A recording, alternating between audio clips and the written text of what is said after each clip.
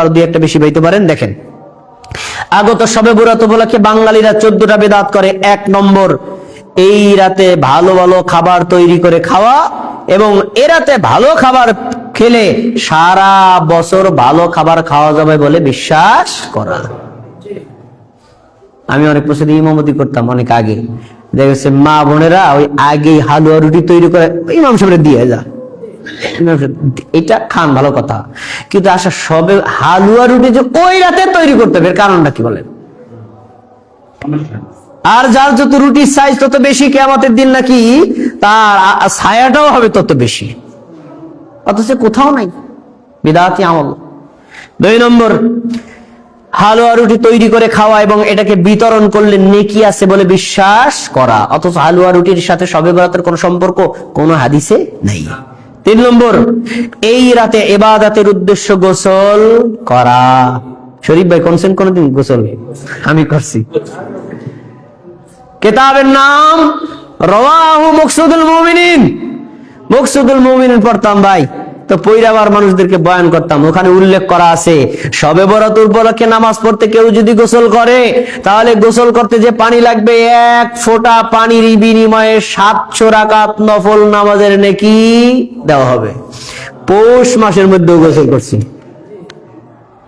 সারা রাত তো 700 রাকাত নামাজ পড়তে পারবো না, তুমি গোসল করলে 1 ফোঁটায় যদি 700 রাকাত নামাজ পাই, এই সুযোগ কেউ ছাড়েনি ভাই।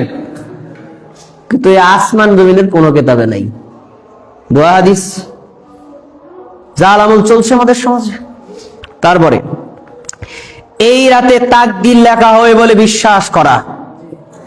তাকদীর হাদিস শোনাইছি, এর হাদিস জাল, এটা ভুয়া। কিন্তু শবে কদরে তাকদীর লেখা হয়, এটা শুধু হাদিসে না, সরাসরি কোরআনে আছে, সরাসরি কোরআনে আছে। অতএব শবে কদরে তাকদীর লেখা হয়, শবে বরাতে তাকদীর লেখা হয় না, বিশ্বাসটা ভুল। 5 নম্বর, এই রাতে মৃত মানুষের রূহ আগমন করে বলে বিশ্বাস করা। অনেক সমাজে প্রচলিত আছে, শবে বরাতের রাতে তোর বাপদাদা মারা গেছে না, আজকে কিন্তু তোর বাপদাদা রুহটা তোর বাড়ির কাছে ঘুরবে ফিরবে, কিছু দান সদকা করিস এখন আমি। তো শবে বরাতের রাতে রুহ আগমন করে এই বিশ্বাস করা বিদআত নাই, কোথাও নাই। এরপরে 6 নম্বর, এই রাত উপলক্ষে কবর এবং মাজার জিয়ারত করা।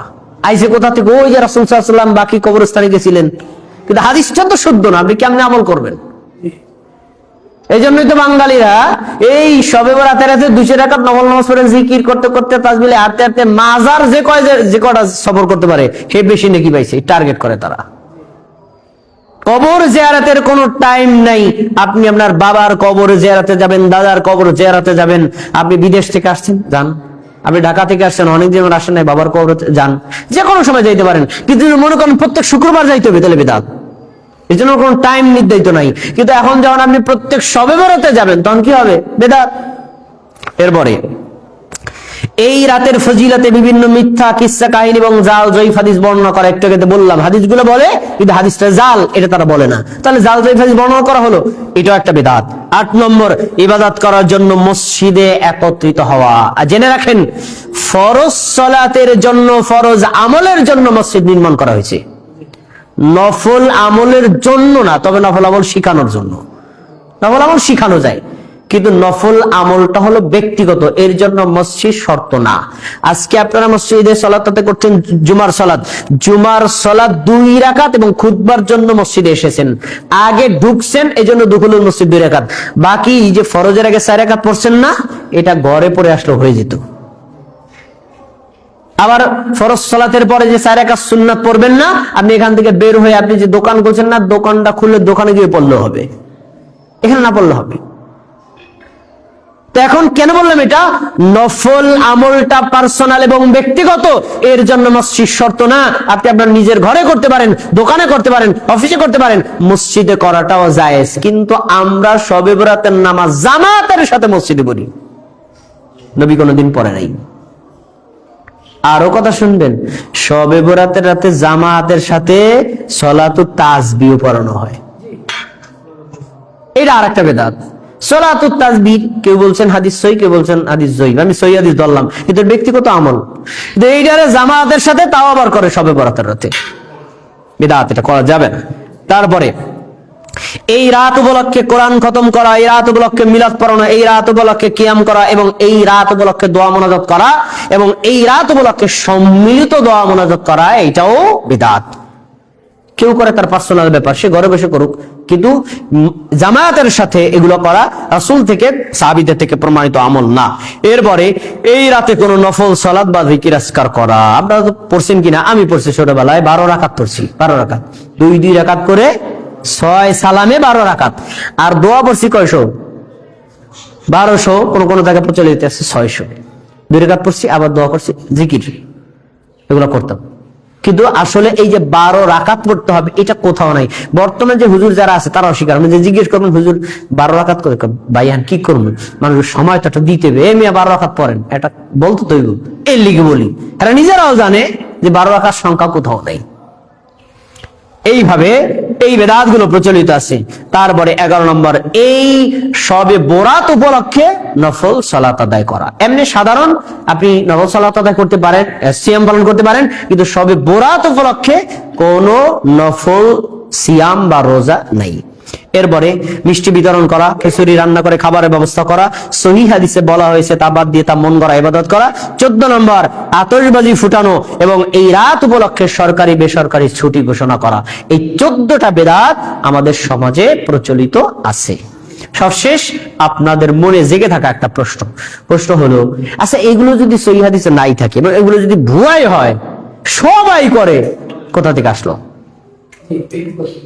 সবাই করে, আসলো কোথা থেকে? আমরা কি হঠাৎ করে পেয়ে গেলাম? আসলো কোথা থেকে? আসার তো একটা ইতিহাস আছে। কোথা থেকে আসতে শোনেন। আমাদের দেশে শবে বরাত যে স্টাইলে পালন করা হয়, এই স্টাইলে আল্লাহর নবী সাল্লাল্লাহু আলাইহি ওয়াসাল্লাম কোনো দিন করেন নাই, সাহাবীগণ কোনো দিন করেন নাই, তাবিঈগণ কোনো দিন করেন নাই, চার মাযহাবের ইমামগণ কোনো দিন করেন নাই। আসছে কোথায়?